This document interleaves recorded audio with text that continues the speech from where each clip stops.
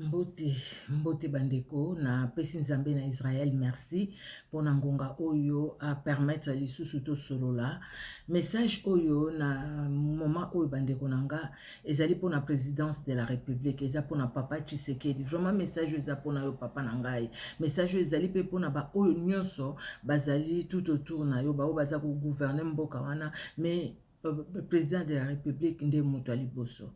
Message ezali pour vous, ce qu'on a le mieux en français, dans la biso na lingala, yo na vous na tu et qui n'a rendé pour vous ces messages. Nzambe na lola zalo kumo pota zali nzambe wa bomba kape abatelaka, nzambe na Israël yondo lobaka na mitema, yo lobaka na ngonga na yo, o utilisaka oyo lingi ko utiliser, pambola ngonga oyo nzambe na pomoy, na kombo na Yesu Kristo. Amen.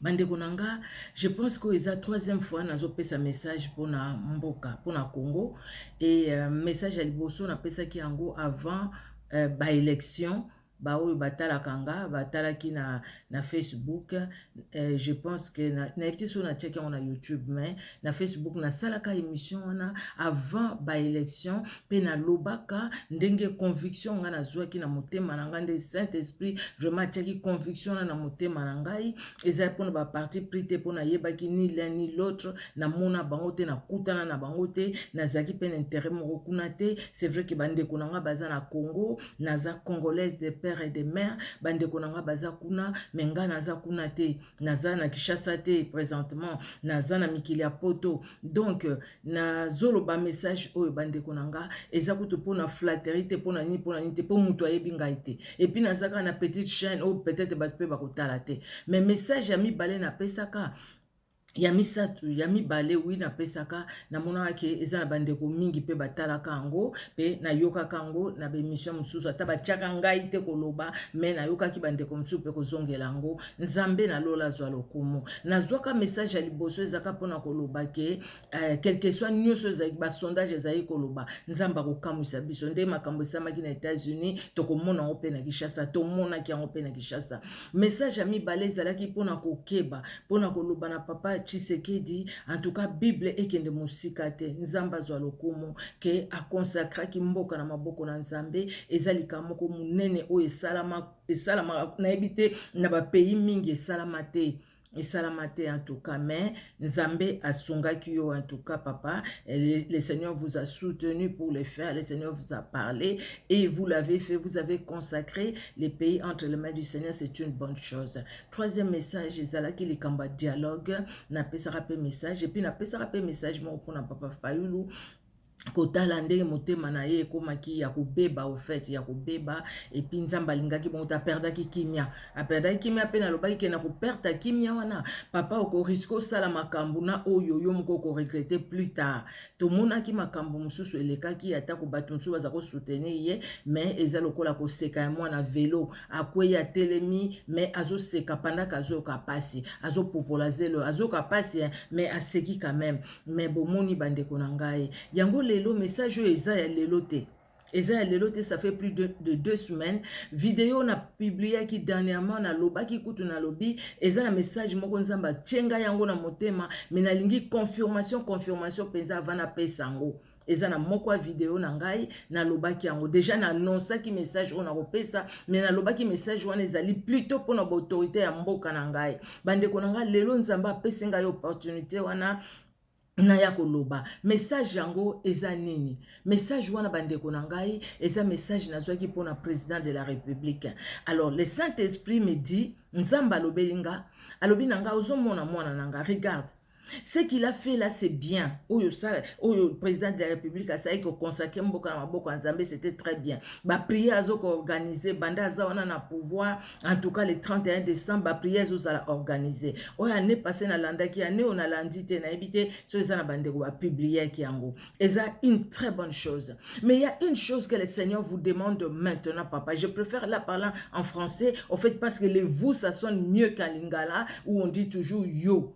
Je préfère vous, parce que j'ai du respect pour vous, j'ai du respect. Papa, vous êtes le papa des Congolais. na yoki bandeko kobenga papa eza bongo eza na mboka na biso eza honneur oyo sengeli nango pe ozali na droit nango nzambe apesi yo yango. Il y a une chose papa oyo nzambe azotala Congo pe likambo moko azosepela nango te eza likambo ya binzambi eleki mingi eleki trop. À un moment, papa, il faut décision et quoi ya likolo à mesa. Vous êtes vous les responsables, vous les garants. Donc c'est vous qui instruisez les ministres ou les ministères. Ministre, ezaba ministre on baza tellement ébélé en tout cas na ebinyo sauté, mais na oyo aza chargé likamba ba cultango o ba s'occupera makamba pasteur banani tout ça. Je pense que ministre Boyazali. Mais instruisez ces ministres là. Bopé saka accord na bordonnance, bopé saka accord na nyon sauté. Na batu nyon sauté o bazo yaka wana kosenga autorisation ya kosala église bo autoriser batu nyon so wana. Peut-être ça na bateau bo autorisaki. Mais sur bo moni ke ba bevu banjo kota, bo moni ke désordre banjo kota, bo moni ke salité banjo kota. Papa, pesa ordre l'église wana kangama. Parce que l'église wana eza lokola Akan. Bo moni Akan na époque ya Josué. Bana na Israël ba perdre devant Haï, une petite ville. Ba yo ki soni devant Haï. Mais tant que Josué a créé Luke Nzambe, Nzamba lobine Josué, c'est parce qu'il y a l'interdit au milieu de vous. Interdit on est akini parce que Akan a salaki o ya sengele ko salate. Akan a désobéissaki. Et lelo makambo ebele zo le kanambo kanabiso. Makambo zo le kanambo kanabiso to mona papa o ya zo lelisa ba mama ko betaka bango na libumu mpona ko bimisa bango na libumu ba sete ba misele. Le coup Nzamba lobe interdit ezali. Yango nazali koloba interdit ezali et interdit wana nzamba lobi ezana moko azubilo konga na boyaki ezaki Akan toyebi oyo nini Josué sans pitié oyo asalaki na Akan na oyo nyonso elandaki ye. Tant bana na Israël bazo murmurer contre Moïse oyo nzamba établisaki même à Myriam oyo azalaki sœur propre ya Moïse, même père, même mère. Oyo kutu a kengela kaye pendant que maman na achaki panier, place achaki na panier, achaki na maille. Même Myriam azaka frappé de lèpre. Mais azalaki de la famille de Moïse. Parce que na likamba nzambe basaka na nangote. Mboka oyo papa, mboka oyo se consacré pa na nzambe, vision il faut ezala autre. Ezana makambo kotika ba impunité te. Il y a trop d'impunité na mboka na biso, il y a trop d'impunité. Papa, na ye nanga kolobaka de la part de Dieu. Mutu na mutu azwango ndenga kozwelango, mais je dis la vérité. Nazwa ki moma ko bondela pona likambo oyo. Nazwi moma koloba nzambe na lobato na lobate. Na moni ndeko moko a publier video ya Mobutu ya kala na yebi kute soki eza nini video wana oya banaki kolobela sur ba secte na mboka na ndenge pa kangaki ba secte mususu tant kana zui video wana na yoki bandeko na motema Saint-Esprit koloba nanga et alors tu vas parler ou tu vas continuer à te taire. Vidéo wana natala ki yango ça fait soko mardi soko journée lelo ezape jour mususu lelo eza samedi na yoki na motema nanga na ngaki na sala video mususu. Sikoyo. Mais Saint-Esprit a lobi nanga, tu vas parler ou pas? Nalbi Seigneur, je m'incline devant toi, j'obéis, je vais parler. Papa, c'est vous qui prenez la décision. C'est vous les garants. Vous instruisez ces ministres. S'il n'a rien fait, écoutez, faites quelque chose. Rappelez à ces ministres. L'église wana bozo mona oyo bazo tika par exemple bazo dénigrer moi si. Papa, et ça l'église a ko kangama. L'église est tondue na ba quartier na biso. Et on dit tellement, bamsusu bazo autorisation. Bo bazo autorisation te. Ko kanga l'église na bango po bazo autorisation te. Bazo autorisation et puis dossier ça l'a bien étudié. Avant ya ko ndima mutu ndeko wana sa l'église. Eza ba appelé bazali. Ba établi bazali. Bon, les gens qui sont appelés et établis par Dieu, ils sont là. Ils font aussi de bonnes choses. Mais mutu quelque soit ndenga yebaneli. Soki azosala makambo oyo eza conformité na liloba nzambe oyo ezali contre même morale ya mboka na biso oyo ezali contre même culture ya mboka na biso On est déjà contre culture. Et bon, au total, contre la parole de Dieu. Pourquoi on est qui contre la parole de Dieu? Parce que ces pays-là, le Congo, RDC, a été consacré à Dieu. Papa, cette date-là, c'est une date à retenir. C'est une date qui restera. Les jours où un président de la République s'est levé, il a prié, le président de la République a consacré le pays entre les mains du Seigneur. Il a demandé pardon même pour ses prédécesseurs et il a recommandé le pays entre les mains de Dieu. C'est quelque chose de grand. Maintenant, le Seigneur vous dit, poursuivez ce que vous avez commencé. Vous avez consacré, gloire à Dieu, mais maintenant, il faut enlever ce qui est de mauvais. Les mauvaises herbes, c'est Dieu qui les connaît, mais ce que vous voyez, vous, enlevez. Et commencez par enlever et fermer ces fausses églises, que ces faux pasteurs-là se taisent. Bazo salamaka mabe. Oh, bah, comme kolakisa batu, même sorcellerie en plein culte. Babandi ko kote sa batu nakata sorcellerie en plein culte. L'église où il y a bon, il faut la fermer. L'église paix et y a pas ça va discommettre batu sous discipline ba o bazo ko agir mabe. Correction église, discipline église, ezali nécessaire, c'est dans la Bible. C'est dans la Bible, ça ne relève pas de la présidence de la République. Mais ce qui relève de vous, papa président de la République, instruisez les ministres qui s'occupent ou les vice-ministres, je ne sais pas comment les choses sont organisées, qui s'occupent des pasteurs, qui s'occupent des cultes. Afin que toutes ces mauvaises églises-là, toutes ces ligablos, comme on le dit chez nous, puissent être fermées par une décision prise au niveau du haut sommet. Une décision signée par la présidente de la République. Ainsi, on va ôter aussi le mal au milieu de nous. Parce qu'il y a du mal. Moi je vois, nous voyons dans la Bible, David c'est quelqu'un il était roi, qui était consulté. À l'époque de Jérémie, Esaïe et tout, même les rois les consultaient. Aujourd'hui, ceux qui nous gouvernent peuvent consulter les pasteurs. Ces pasteurs qui viennent que pour l'argent, pendant que les vrais sont là aussi, hein, mais les vrais ne sont pas consultés. Il faut savoir mettre sous discipline les gens. Et même les gens qui travaillent avec vous, il y a beaucoup de laisser aller. Ce n'est pas parce que le pays est consacré à Dieu qu'il faut tout laisser passer, qu'il faut tout laisser voir et ne rien dire. Dire que la personne va se corriger. Parce que ces gens-là ne se sont pas corrigés.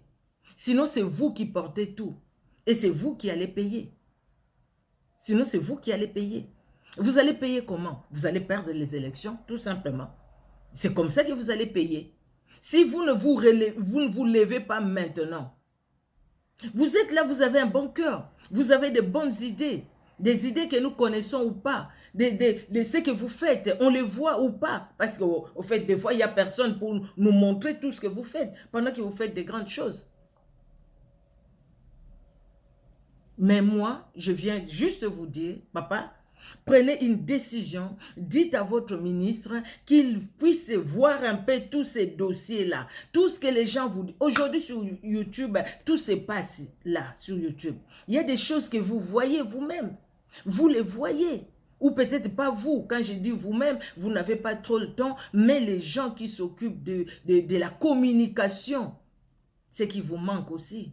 Les gens qui s'occupent de la communication, au lieu de passer leur temps à aller manger les cabris na banganda ya matonge, passez aussi le temps à voir ce qui se passe sur YouTube, sur les réseaux sociaux, afin de voir comment conseiller les présidents, afin de voir comment, au fait, arrêter certaines hémorragies. Sinon, après même vous n'allez plus aller dans ces nganda-là manger, hein, distribuer l'argent comme vous le faites maintenant. Vous n'allez plus avoir cette opportunité-là. Donc, quelque part, vous devez aussi bien travailler et aider la personne qui est là, qui a permis que vous soyez là, que vous puissiez jouer avec l'argent comme vous le faites aujourd'hui. C'est triste, non? C'est triste, non? Mais ben, écoutez, moi, je fais ma part. Bah, église, il faut que tu là. Église, ni netikala, ni nekangama. Sokobo yoki, que l'église wana batika ki mwasi bolumbu. Église wana bokangi yango. Même soki na mboka nini wa bona mona ki bakanga ki même église moko kuna. c'est en Afrique. Bongo na biso l'église ko kangamaka te.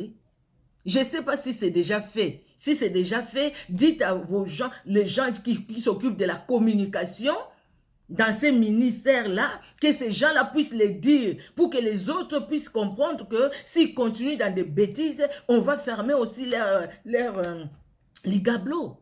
Alors, nasuki wana, na kotiela bino ka extrait wana mukie, lika Mobutu alobaka, na yebi kutu suki ya neni. Oya alobaka pona ba église. Tanga mona ki ke danger koma iko kota kota ya église. Agisaka. Papa, na lobiango liboso nzambe, na mona ki vidéo wana te avanga na zo message. Na zo ka message na annonsaka ngo déjà ke na kopesa message pour l'autorité ya mboka nanga. Na annonsaka. Et puis na yeko mona vidéo wana, na moni Saint-Esprit alobi nanga, tu parles ou pas? Parce qu'il faut agir. Na tchemwa vidéo wana, peut-être il y a communication soko kutu baroko ya tana yango na yebite ou bien barolexaka atana koliaka ba kabri kuna ou bien moko pe barosala musala so barosala musala je pense que bakomona je pense que bakoyoka pe ba message ezo pesa ma par-ci par là po bayeba pe ndenge nini kosala nzambe na lola apambola RDC et na suka vidéo na lobaka j'aime mon pays j'ai un message pour mon pays. Na koluka vidéo wana eza na chaîne nanga na utai kosala en semaine il y a 2 semaines passées na koluka vidéo wana j'aime mon pays. Que Dieu vous bénisse papa président, que Dieu bénisse votre épouse, vos enfants, toute votre famille, que Dieu bénisse la RDC et que Dieu soit honoré dans la RDC, cette grande terre bénie, ces grands pays bénis du haut des cieux par Jésus-Christ de Nazareth. Il nous a aimés et il nous aime. Comme il a aimé Israël, comme il a marché avec Israël, Dieu marche avec la RDC. Et Dieu nous aime beaucoup. Maintenant, nous devons nous lever. À moins ceux qui sont pour le Seigneur. Moïse l'a dit, quand il est descendu de la montagne, à Kouti Bavodor, à Soukaki Wanate à Jisaki. Alors, il a dit que bon, se repentir à Jisaki. Moïse a Jisaki. Jou wana batu bakufaka. Lelo ezali kamba ko boma batute, mais ezali kamba ya ko boma ba ministère wana ezokota liwa kati na mboka. Ezokota malédiction kati na mboka. Voilà ce qu'il faut faire. Que Dieu vous bénisse. Au revoir. Et suivez bien ces petits extraits, c'est que Mobutu disait à son époque. Azaki na ba makamne nyoso mabe. Azalaki nango. Mais quand il fallait agir, il agissait. Il faut topé ça yango, n'est-ce pas? N'est-ce pas? Pourquoi batulelo bakomi ko kanisa makambo eleka kala au leto avancer? Mboke zozonga sima au leto avancer. Il y a certaines choses, il faut tout de suite prendre la décision. Tout de suite. Tout de suite, il ne faut même pas attendre. Tout de suite, vous prenez la décision, tout de suite, la décision exécutée, et puis les services de communication vont les publier, voilà la décision, et puis voilà. Sinon, ça ne peut plus continuer comme ça. Je suis vraiment... Voilà.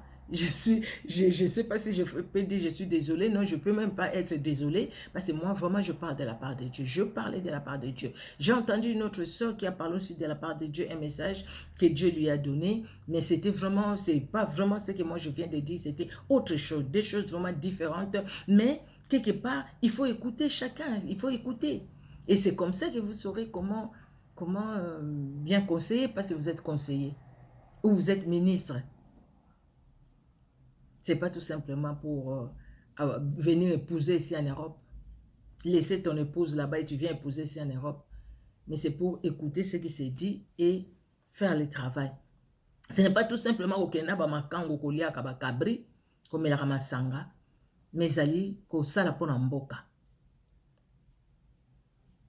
Que Dieu bénisse la RDC. Que Dieu soit loué. Au revoir. Un ingénieur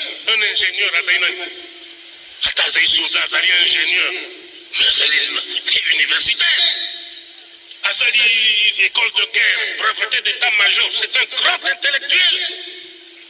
Breveté d'administration militaire, bam, Azali nani. Citoyen et citoyen. Batundi Zahir Mobimba. Mais ce qui m'ont gangé, kenda kuna na yauma, alobio. azali na salle de bain kuna te ndako ya malamu te atikali na Kinshasa. Ce n'est pas de ma faute.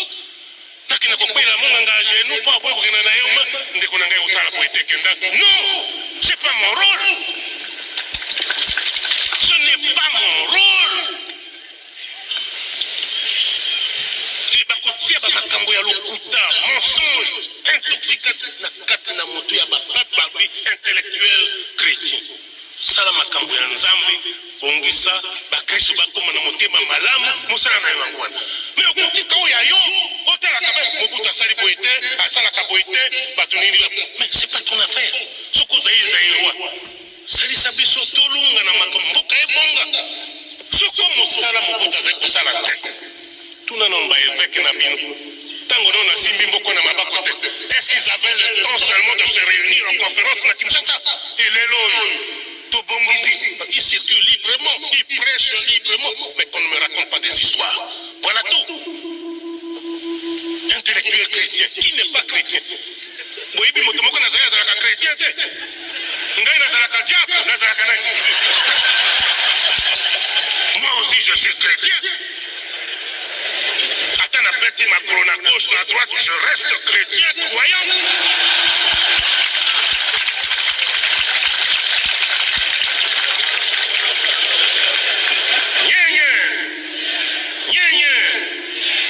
Lokola nalobi makambo ya ba intellectuel chrétien, nazali kokoma pe na makambo mosusu oyo ekobebisela biso mboka. Makambo ya ba secte. Tulingi nzambe me nazali komona na maye na ngai nzambe yango eseleki mingi.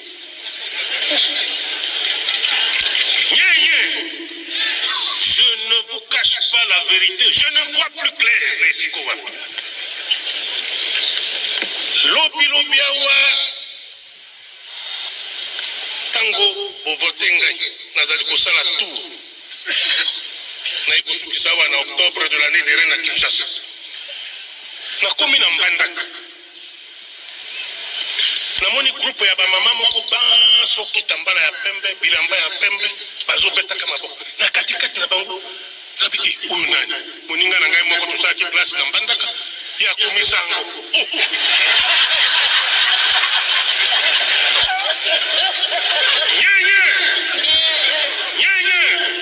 Nalobi na chauffeur ya jeep nabi lembisana nabidi ikamboni boni abi tozo sambela be pona yo.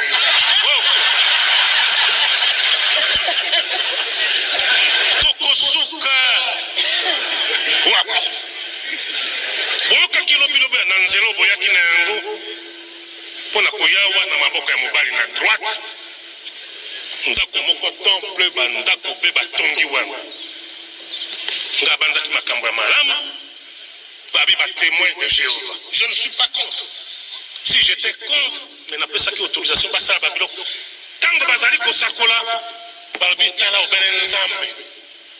Ko tala makambo ya bato ya mokilité. Okoyi ko pesa no sakona drapeau te. Okoyi ko yemba hymne national de la Zaïroise. Yo zali citoyen zaïrois, militant MPR. Makambo ya drapeau italiote. Chef de l'État, Etaliote, mais où nous envoyons et où tu vas. Na kamati nini ordonnance na tisuka na makambo. Poso ko totali attention. Biso ban soawa totanga ka Bible, totanga ka écriture sainte. Puna na kati mokolo moko balobi na biso boy. Jésus qui s'adressait aux pharisiens. Atuni bango abi oyo mbongo bozotalisa nga oyo elongi wana ya nani babi na elongi ya César abi à César ce qui est à César, à Dieu ce qui est à Dieu. Et Saint Pierre oyo pape ya liboso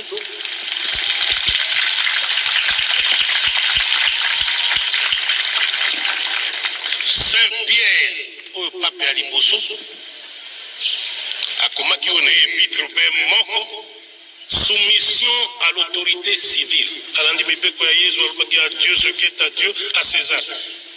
Soumission à l'autorité civile. Moto a une responsabilité à Kubongisa Mboka. moto oyo akobeta mutu lelo mabulu na nzela abongisa lelo muinda ezangi atia maya malamu te abongisa moto wana yo kena koloba pesa mbote te drapeau ya mboka yo etali yo te makambo no benzambe menzambo wana auti ne wa oyo balakisaka biso ndenge yo ye nango ndenge be kangama termine na koyoka iso makambo oyo na maitoite nyenye okokoma na chef lieu ya région mosusu okokuta un commerçant failli elingi koloba asali commerce akui na faillite tongo etani akomi na sutane ya bamonseigneur buton ya motane ekoti ndenge mo ya motane na mutu mais okotuna na gouvernement je le connais azalaka moto ya baboyeboye na boye abi ya ye waya lelo azali monseigneur asi aumeli na kati obele olali oloti ndoto mpe tongo etani okomi alo bamama batata bandeko okoleka okutani na moninga oyo boyebanaki bokolaki akati kolokolo motu nyonso atiki mandefu ako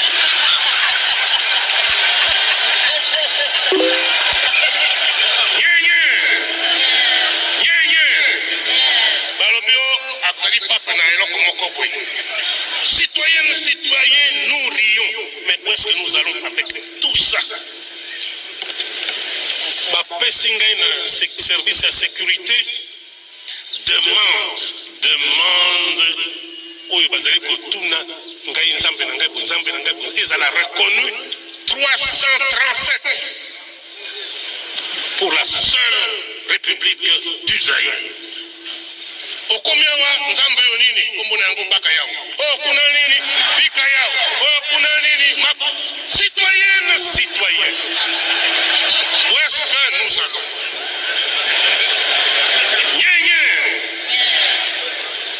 je vous pose cette question parce que je me la pose presque tous les jours. Où est-ce que nous allons?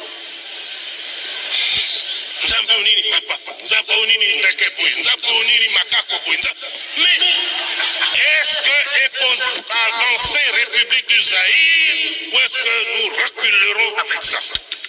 Tukozunga sima na makambo ya ndenge wana. Oloti ndoto tongo yo papa. Oloti ndoto tongo yo mose. Oloti, ce n'est pas sérieux. Ezali sérieux te. Na boy personnellement pas makambo wana. Yango mona na bloqué makambo wana. Na lingili susu koyo kango na matoi te. Soki tozali kosambela nzambe na bekisi moto asambela nzambe te. Mais ezali eloko moko ya sérieux.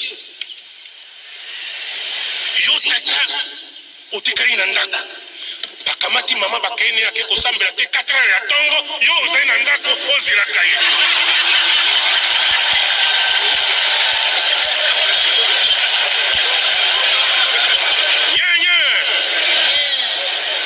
nyenye toyokana malamu nyenye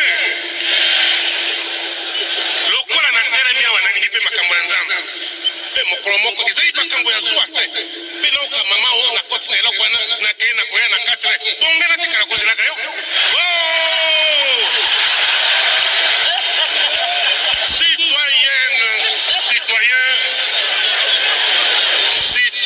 citoyen faisons attention nakoyolobela bino yango polele parce que bokoyoka lobi awa engindi balobi Mobutu contre les droits de l'homme, on ne peut plus prier au Zaïre. Tokosambela nzambe mikolo nyoso na Zaïre, na tongo, na midi, na pokwa, na butu, ndenge tolingi. Kasi na boinini désordre. Constitution et pesingai devoir na veiller na sécurité ya bana Zaïre. Ya kotala Zaïre tambula, lokwa tombaka na lingala ya bataton alima. Mbilinga te na boyi moto asambela nzambe te mais banzambe oyo ndenge nazali kolimbola bino awa c'est très dangereux ata na ndako mwasi akeye moko te 4 heures akoyaka kuna okoyaka ta kotuna ete uti wapi balobi na yo nini ozali kosa te babi bazali kosukola ye po milimo ya mabe longwa ngai mobali na ye okosukola ngai te obele ye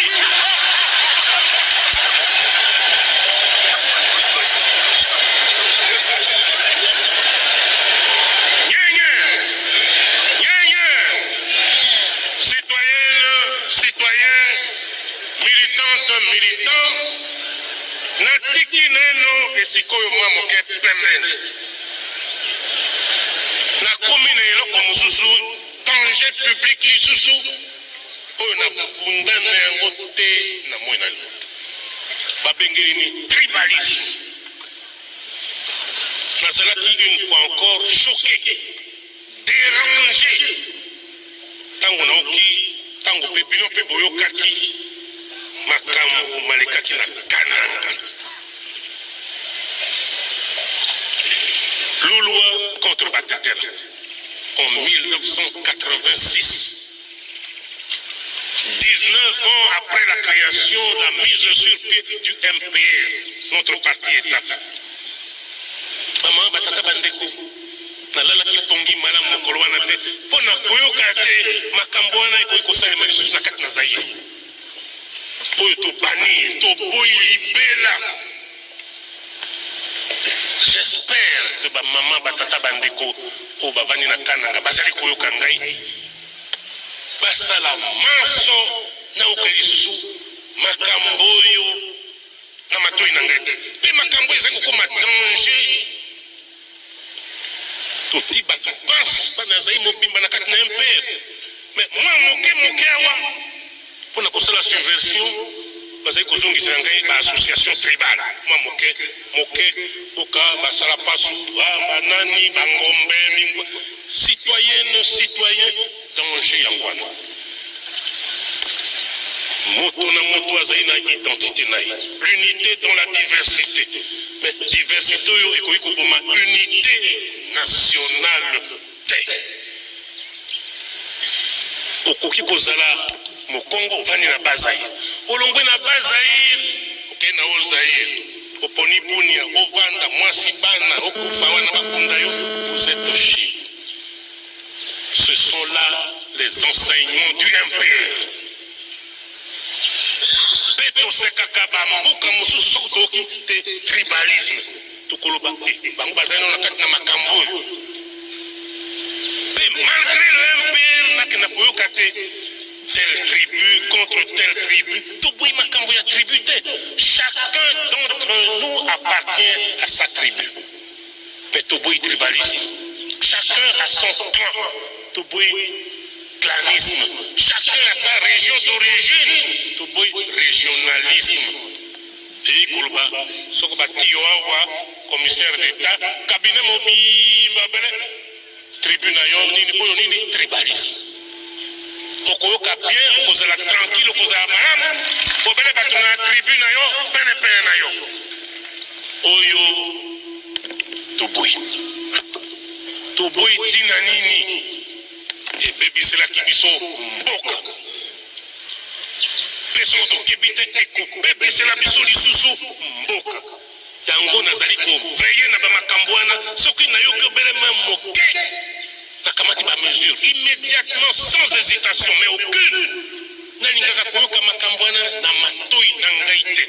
Soki omoni mokonzi bamama batata bandeko chauffeur obele kabila na ye cuisinier obele kabila na ye bureau na ye obele kabila na ye mauvais militant azali nini tribaliste et nous condamnons le tribalisme.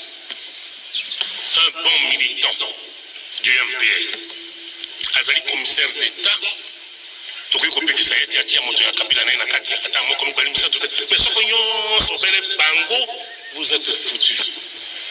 Bato penepene na yo bakomona pays le signal na tondi na bamikanda vous condamnez le tribalisme tala moto na yo boye cabinet na yo bele na boye etondi epai na ngai donc ekoteli bamilitant parce qu'il le dénonce et il vous dénonce. Salamango, attention.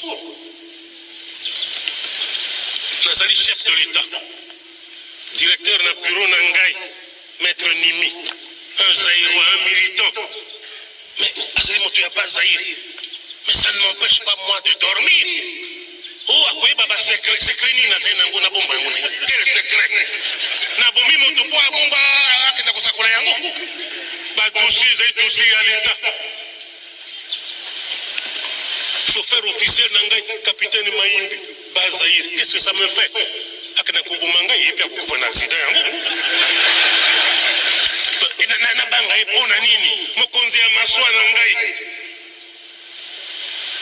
commandant ya maswa poto ya Zaïre je suis bien bapilote batambusa ngai poto Amérique Asie Chine tout ça là ya Zaïre mbanja zai na kati te mais ce sont des Zaïrois. Ils reconnaissent en moi leur chef et je suis tranquille en paix. Nakina kulukabe mindondo soko zai mongwandi pepe na chef de cabinet chauffeur nanga commandant ya bateau na banir mais je ne dirige plus le Zaïre na kominini le chef de bande. Ce n'est pas sérieux. Nazali koboya yango ba mama batata bandeko ezali mabe ekobebisela biso mboka tokosala retour te tokoma na ba 1960 ndenge tozalaka. Je suis contre yango nazali kodénoncer et je crois que ozala commissaire d'État, ozala secrétaire d'État, ozala PDG, ozala nani na kati na République du Zaïre ata na lobaka na te osi oyoki ngai malamu obanda ko se corriger soki naoki yango correction ezali te mindondo nyenye na esika oyo lokwa namoni elingi ezonga bamama batata bandeko a bon entendeur salut balobaka na ndako nzambe oyo azali na mato ya koyoka